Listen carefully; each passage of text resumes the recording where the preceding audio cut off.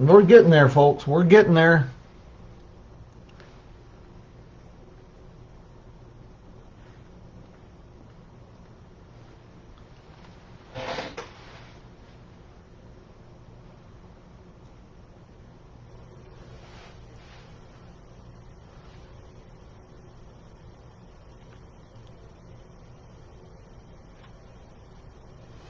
How's everybody doing this morning?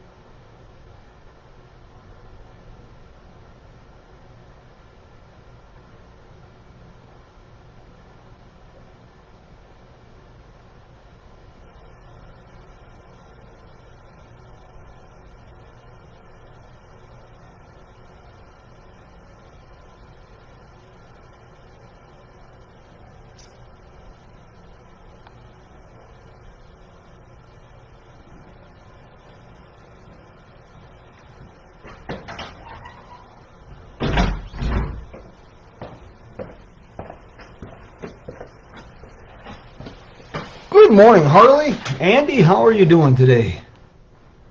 Yeah, let's hope the day goes well. Let's see if this all works as it's supposed to this morning. On the Taggart Road, you know, I'm not coming up with much of anything at all. And this whole thing started the conversation I had with you talking about Taggart some time ago. And since then, I have found one reference in a publication from, I found it up at Bookman's in Flagstaff, and I was thumbing through a book on, it was published about 1890, and it mentioned the Taggart Road in Kingman, Arizona. That's all I got. Keith, good morning. Hey, you're going to be upset with me, but I forgot your coffee cup this morning. I was half asleep, and so we'll have to probably do that next week. Good old Mr. Kittner gave me a great coffee cup for a coffee cup sponsor from the radio station in Peach Springs.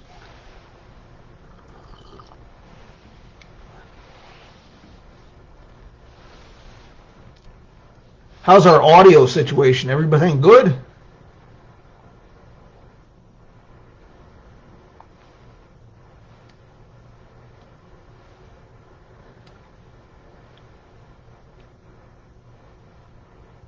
Do we have audio, everybody? Everybody can hear me okay?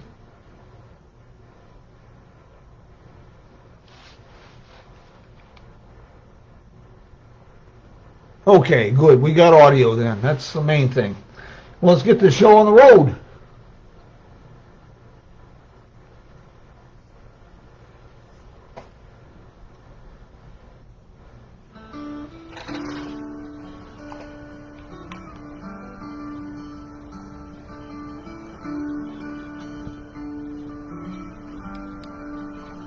Say hello to a new friend on an old road.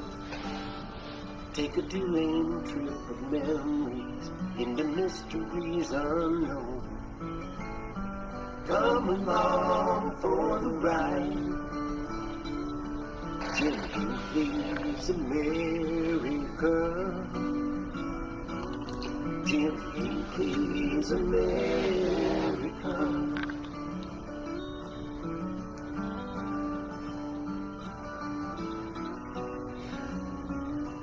Good morning, mi amigos. I am enjoying a buttered pumpkin muffin. My dearest friend made up some delicious pumpkin muffins yesterday, and I'm having a pumpkin muffin and a touch of peppermint coffee this morning. So how are you doing? Man, what a week it's been, has just crazy, crazy stuff at every turn. Well, my next book has been approved. That means that the 20th book by Jim Hinckley should be on the shelf this fall. Facebook has been giving me fits. It's odd. I can post through Instagram, and I can comment on posts. I can occasionally do live streaming. But if I go to post or share a post, it's been sort of like playing the Powerball. It's just random. It'll come up with telling me that I can't, content, too much activity in 24 hours, just weird stuff. And the weather and schedule haven't been overly conducive to meeting my goal of 1,000 miles walked between Christmas 2020 and Christmas 2021. Still, I've racked up a hair over 20 miles in the last week. On this morning's episode, we continue our Route 66 adventure with a tour through Oklahoma. What you're seeing here is from Eric, Oklahoma, the proclaimed redneck center, the redneck capital of America. Harley is just a strange character in short, but a lot of fun there. And of course, we also have our weekly trivia contest and a bit of shameless self-promotion and a few surprises. In short, it's Jim Hinckley's America, where shared adventures are the best adventures. Please feel free to chime in anytime during the program, and I'll try to answer questions before I bid adios. Well, let's see. Before getting the show on the road, I want to give a shout out to the boys of the road crew for our theme song. And as we are talking road trip inspiration this morning, take a listen to the music of the road crew at roadcrew66.com and spark some dreams of adventure on the open road. This COVID stuff's not going to last forever. And I want to give a shout out to a few of our sponsors here at Jim Hinckley's America. First, the amazing and one and only Wagon Wheel Motel in Cuba, Missouri. This is the oldest continuously operated motel on Route 66, and Connie Eccles has done such a tremendous job of blending the past and the present. And next up is Uranus Fudge Company and General Store, the juvenile humor capital of America. But this is more than just good food and lowbrow humor. They have a circus sideshow museum, a great general store with all kinds of products, an outdoor store, and ice cream shop, all kinds of just great things there. And of course, a special shout out to Route 66 Navigation. The fellow Marian Pavel and his team at Touch Media have created everything you need to ensure that you don't miss an attraction or a turn doing a Route 66 adventure. And last but not least, the one and only Gilligan's Route 66 Tours. They are the developer of the innovative self-drive tour option. Really, really a game changer on how you can travel Route 66. Okay, let's get to our trivia contest. Blue Miller was had the correct answer last week. So the first right answer will win a signed copy of Travel Route 66. Unfortunately, I can only do domestic shipping. But what auto company offered the first heated steering wheel as an option? Here's a hint. It was not Ford, and it wasn't Chevrolet.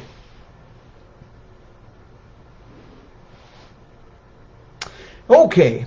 Welcome to Oklahoma. A drive along Route 66 in the Sooner State is just full of surprises. You start with the greenery at old signs of old mining towns, a lot of old mines.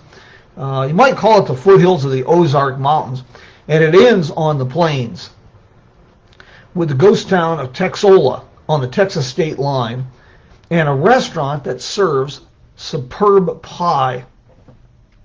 Texola has a kind of an interesting little history. The poor people who lived in Texola, they have lived in Texas and Oklahoma at different times and never moved. There were several different surveys during the first part of the 20th century, and each one came up with something a little bit different.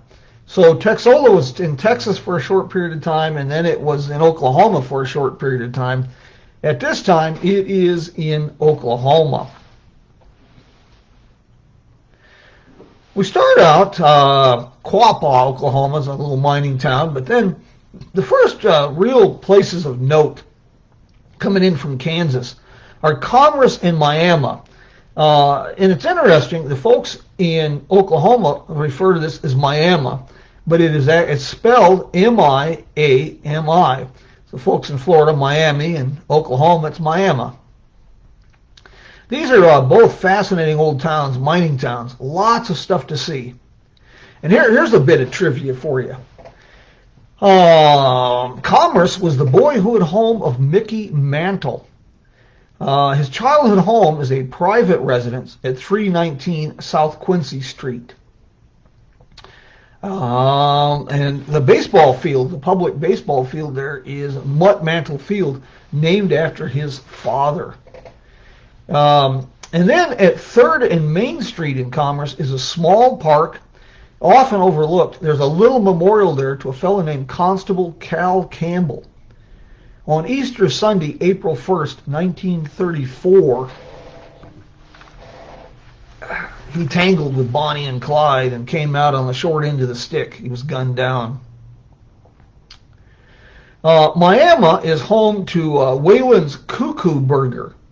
Now, this little gem is the sole survivor from a regional chain established in the 1960s. And on a previous slide there, I was showing you the neon sign. Really neat. My recommendation is the Buffalo Burger. Ask for green chilies to really give it a kick. Stop by at night and photograph the signage and the giant cuckoo clock on the front of the building.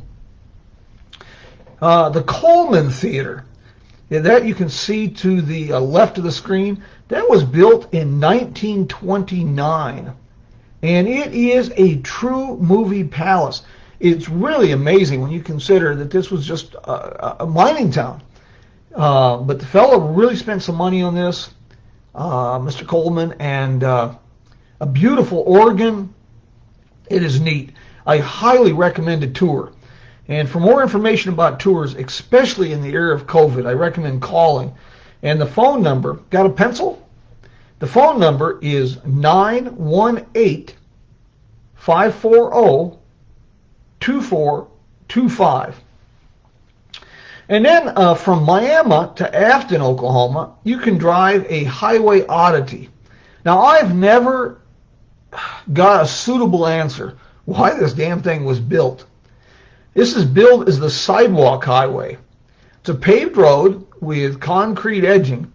The road is only 9 feet wide. It was first paved before Route 66 as a state highway in 1922, but it remained in use carrying Route 66 traffic until 1937. And I can't imagine a 9-foot highway in use that late.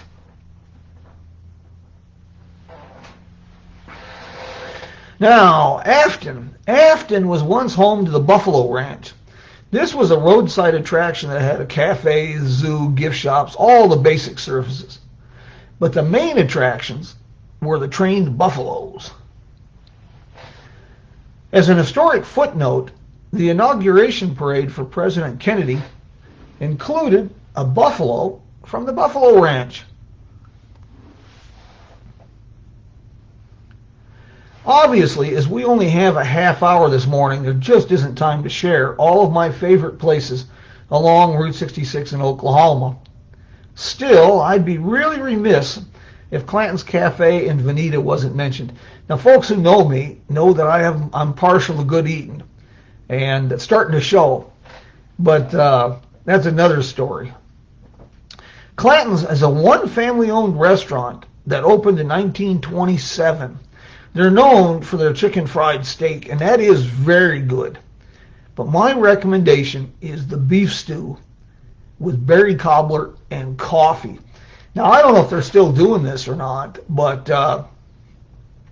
during my last visit in October of 2019, just a huge bowl of beef stew, my cobbler and coffee came out with tax to just over $15. Each and every town along Route 66 is full of surprises, no matter how small. And in Oklahoma, there's no exceptions. As an example, Foyle is it's less than a wide spot in the road. And there's several memorials to Andy Payne, winner of the 1928 Transcontinental Foot Race that was dubbed the Bunyan Derby. And the original alignment of Route 66 through the center of town was dubbed Andy Payne Avenue. If you get a chance, read up on the Bunyan Derby. It's a true David and Goliath story that garnered international headlines. It was a coast-to-coast foot race along Route 66 from LA to Chicago and then over to New York. And since there was a $20,000 prize, it attracted marathon runners from all over the world and professional athletes.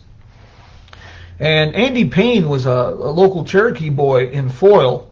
And the town raised up some money for him, sent him out there for his entrance fee, 19 years old.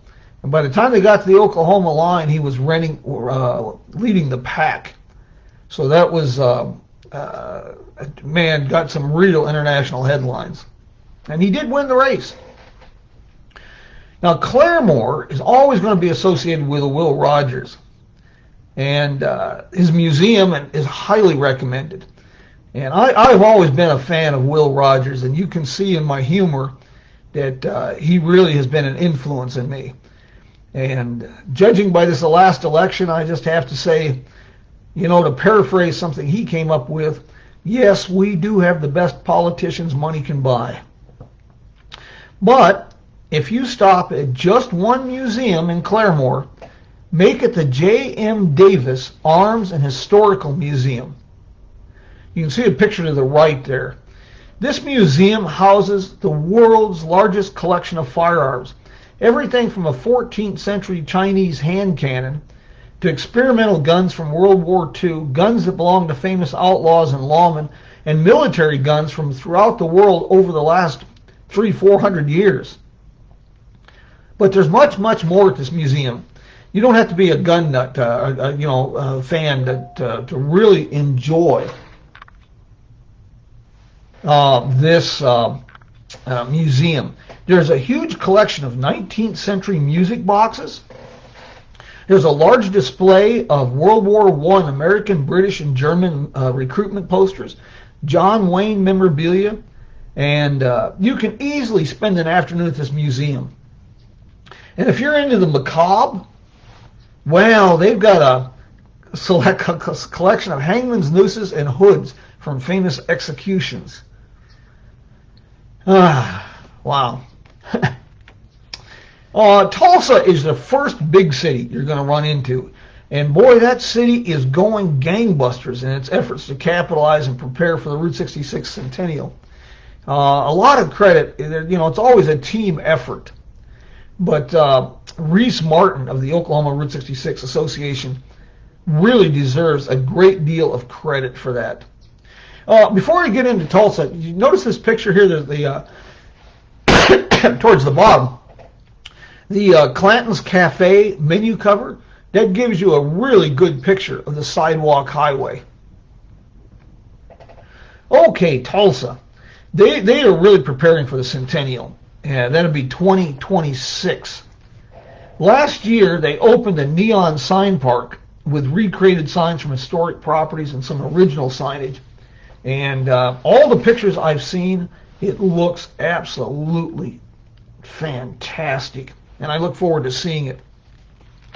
They've also launched a grant and incentive program to encourage the repair or installation of neon signage.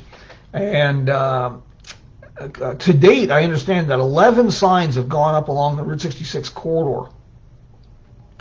And of course, being a big city, there are some great old motels and restaurants. And topping our list, Tally's Cafe.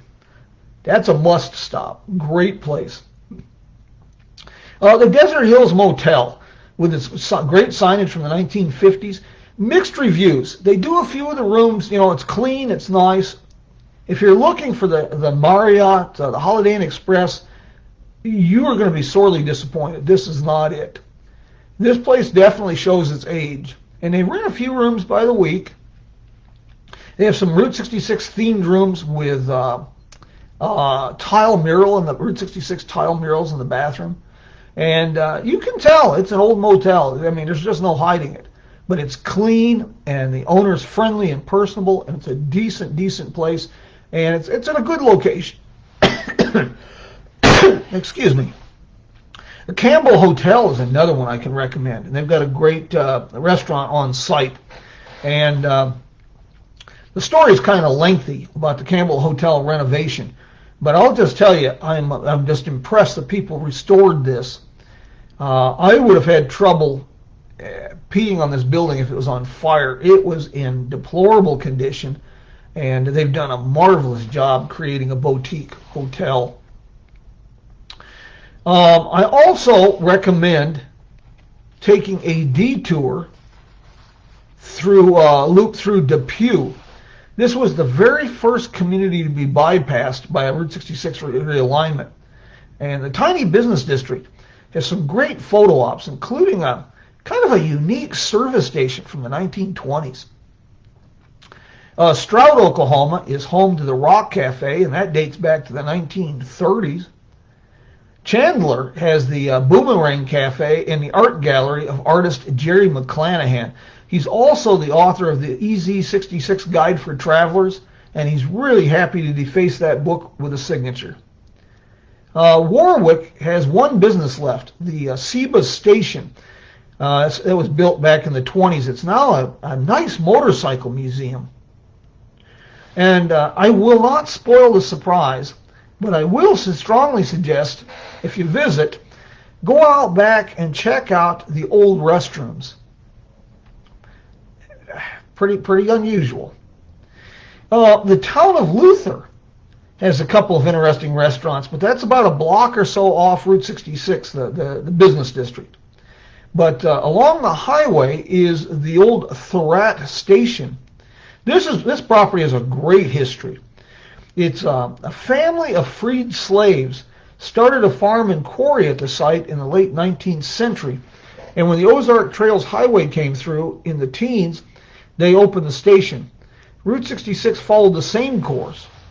This is one of the few African-American owned roadside businesses in the area. It was also one of the few that offered service to African-American travelers. Arcadia has two landmarks, one old and one a product of the modern era. The Round Barn, that now serves as an event and visitor center, dates to the 1890s. And Pops is an odd blending of 1950s malt shop and something out of the Jetsons, with a 66-foot LED-lit pop bottle out front. The claim to fame is hundreds and hundreds of different kinds of soda pop.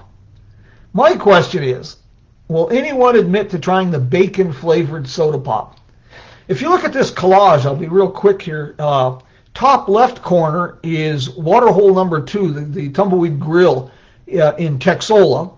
The bottom is a great sculpture in Cyrus Avery Plaza in Tulsa. The old pickup truck there with the Route 66 sign, that is at the National Route 66 Museum. The tombstone is a German military cemetery at Fort Reno. And at the bottom we have the Stafford Air and Space Museum, great visit in Weatherford, Oklahoma. Yukon with its famous neon sign, and the entrance arch from Miami, Oklahoma. In this one you can see Clantons Cafe. They just have a simple sign that says eat. Directly next to that, boarded up and closed, that is the old Thorat Station. Then you have Ed Galloway's Totem Pole Park outside of Foyle. That is a folk art center that you have to see to believe. The fellow built these incredible, whimsical concrete totem poles. Then you see, of course, Tally's Cafe. And directly below that is Pops in Arcadia. And then next to it, you see that intricate mechanism. That is a rifle at the J.M. Davis Arms Museum, and that's one reason I say this is more than just a gun museum. Look at the workmanship and intricacy of that weapon. And then pedestrian underpass, pretty neat. They've transformed an old underpass into a mural chamber. Okay, the original alignment of Route 66 coursed around the state capitol. And a little bit of trivia for you. This is the only state capitol with oil derricks on the ground. And as with any big city, there's lots of sights to see and lots of places to eat. But topping a list of things you need to see are the National Cowboy and Western Heritage Museum and the very somber Oklahoma City National Memorial, site of the infamous Oklahoma City bombing in the 1990s. Fort Reno is a must-stop. It dates to the 1870s, and the old fort is home to the U.S. Cavalry Museum.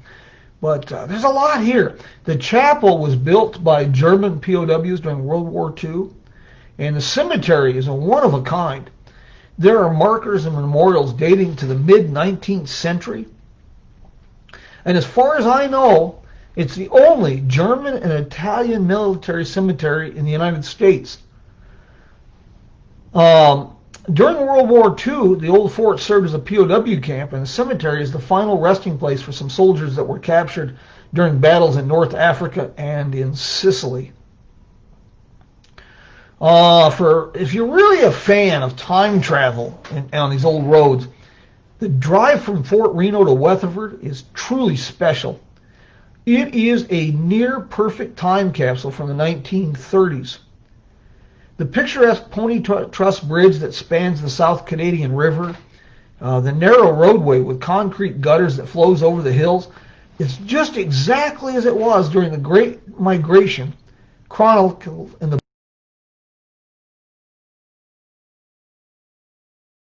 boyhood home of astronaut Thomas Stafford. Hence the reason for the wonderful Thomas P. Stafford Aeronautical Museum. And I also recommend the Heartland Museum. And for an excellent meal, breakfast, lunch, or dinner, you can't beat Lucille's Roadhouse in Weatherford. Now here's something a little dark for you. And I chronicled this story in my book, Murder and Mayhem on the Main Street of America, Tales from Bloody 66, which you can order on my website, jimhinckleysamerica.com. Foss is on the fast track to becoming a ghost town, but it was recently put into the national spotlight. In September 2013, an Oklahoma Highway Patrol training exercise at Foss Lake discovered two submerged vehicles. One was a 1969 Camaro with 3 bodies inside. The owner, 16-year-old Jimmy Allen Williams, had disappeared in November 1970. The second vehicle was a 1952 Chevy with 3 bodies that belonged to rodeo champion John Alvin Porter. He had disappeared in April 1969. Police speculated the driver of these cars had crashed in the lake at night, as it was easy to miss where the road turned and where another road dropped into the lake. Okay, what you see here is Clinton. Clinton is home to the world-class Oklahoma Route 66 Museum. I cannot say enough about this museum. And it's not just because they sell my books in the gift shop. It's just one of the best Route 66 museums found anywhere along the highway. But, like I say, as a bonus, they do have signed copies of my books in the expansive gift shop.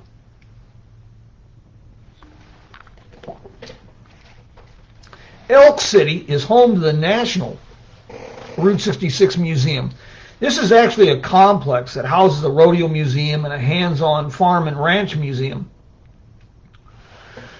Guys, I know this seems a bit rushed, but we're already 25 minutes into this, and there's so much that I wanted to share with you.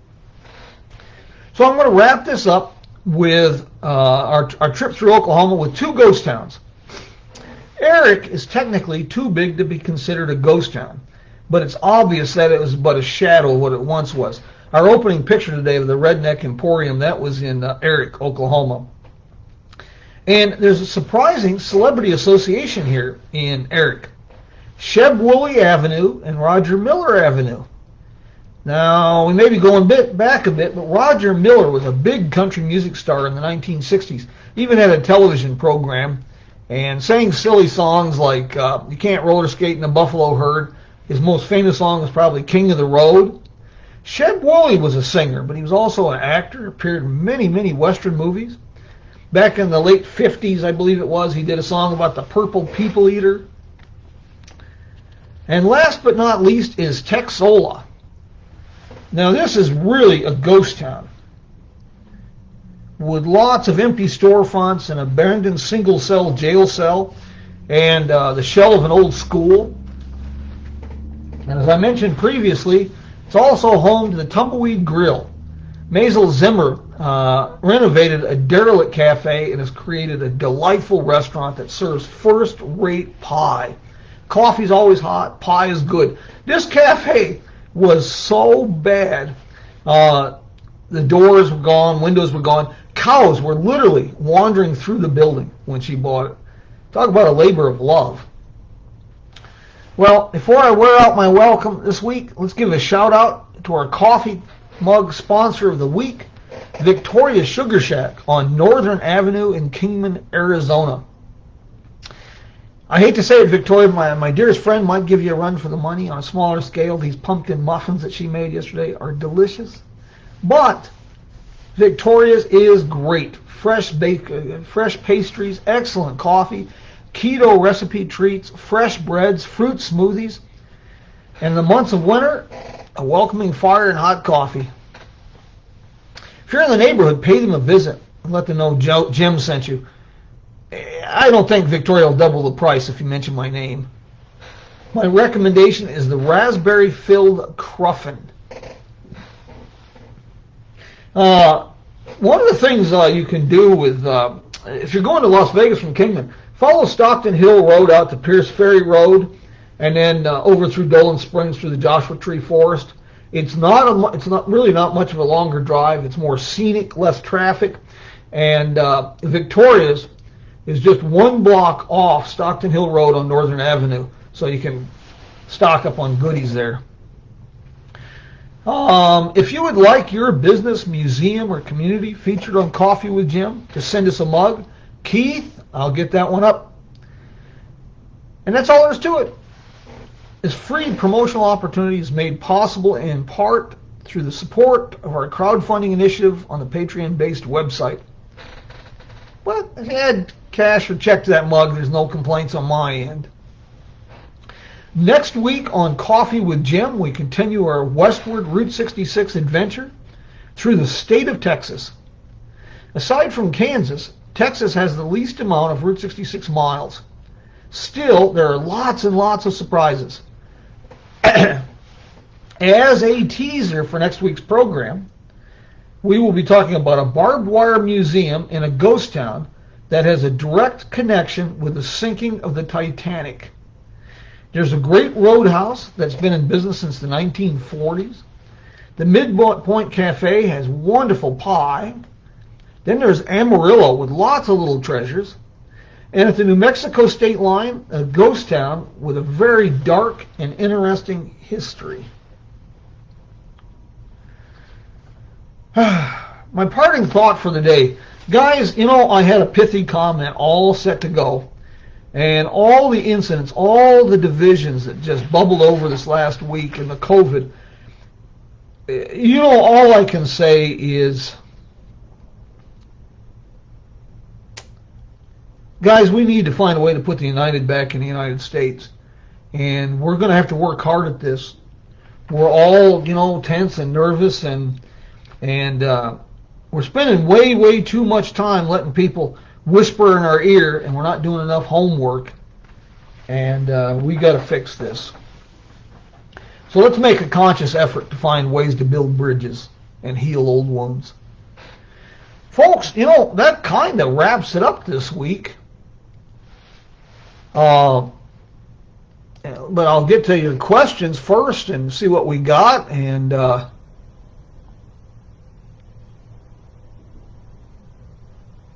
Oh, Clemens, good morning. Keith, good morning. Sandra.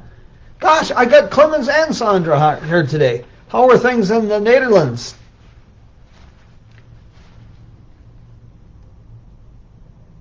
Yes, I don't know why we have buffering issues, and Facebook seems to be just really having issues right now. I've got ideas and thoughts on that, but, well, it's, I wouldn't be paranoid if they weren't out to get me. Let's put it that way. No, Andy, I hate to say this, Andy, but as far as the first heated steering wheel, you're not even close. You missed it by over 40 years. Yeah, 68 Fleetwood. That's a great car. Mark, good morning. Well, no, it's not snowy here. We're supposed to get some rain this next week, maybe a touch of snow. Right now it's about 65 to 70 degrees, but we are dry, dry, dry. A lot of towns right in my area, Lake Havasu, Las Vegas, over 200 days without a drop of measurable precipitation. Yeah, I did. The pedestrian highway, the sidewalk highway, Clemens, that's that 9-foot highway between Commerce and Afton, Oklahoma. Oh, Andy. Chili today and hot tamale. That is bad. Wolfgang, good morning. Peanut butter and jelly soda. Yucky. I can only imagine. Another one that I didn't have the guts to try was the ranch flavored. Ranch dressing.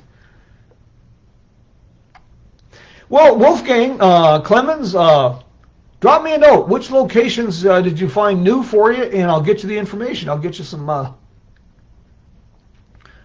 Yeah, the museum in Clinton is definitely one of the best museums on the route. The Blue Whale, Praying Hands, all good places. Luigi's is a good restaurant, great food. I did not know that the owner speaks German. I will check into that. Michael, good morning. Tumbleweed Grill also has, yes, great burgers. I am partial to her pie. Yeah, Route 66 has a direct link to the Titanic, sort of. I should say, let me clarify that. The town of McLean, Texas, has a direct link to the Titanic. I'll get into that next week. Oh, Clemens, I'm so glad to hear that. Yeah, I'll have to fix that, Andy. Thanks for calling that to my attention. Guys, thank you for those votes of confidence.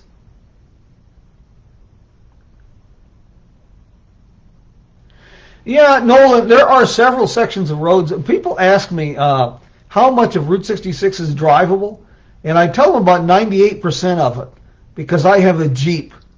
There are sections that are dirt and rough, and some are not too bad. A great drive. You want to check on weather conditions.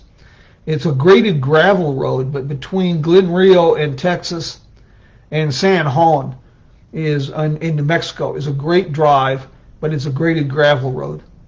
Wolfgang, thank you. And please give my regards to Anja. Miss Maggie all the way from Michigan. Oh, I didn't really forget onion burgers in El Reno, Frank. There's a lot of places I didn't forget, but like I say, we only run this thing at a half hour, and I have been beating my gums here for 35 minutes. I want to sure thank everybody who joined us this morning. I'm glad for the votes of confidence. I'm so glad everybody enjoys the programs. And I hope you can join us next week. And we'll be doing a program about Route 66 in Texas. And Lord be willing, we'll get Facebook figured out by then. And see if I can get back to my regular stuff. And you might check out, I'm archiving these programs on the YouTube channel. And of course, we're doing a lot of neat stuff with the website. And my community education programs are $10 through Mojave Community College. And since they're on Zoom, they're open to anybody. And I've got a great series of classes coming up. Romanticism of the Southwest should be really interesting. Why people are so fascinated with the Southwest. And I've got a couple programs on Route 66 for the college, and Era of Innovation, and another class on automotive marketing. But it's not, you know, some of those marketing campaigns can be applied to almost anything. Wolfgang, thank you very, very much. Well, my friends, I will bid you adios this morning. Check out the website, JimHinckley'sAmerica.com. And don't forget our trivia question if you got the answer. And next week, if I don't hear from you, I will be providing the answer. I think you're going to be surprised. Take care, my friends. Vaya con Dios.